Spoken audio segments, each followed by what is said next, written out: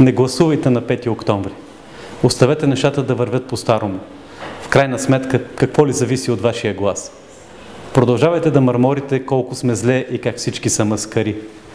Ругайте крадливите политици и грабвайте дистанционното всеки път, щом се появят на екрана. Прелистете бай Ганьо прави избори, колкото да установите дали не е останала някоя банкнота, скрита между страниците на книгата.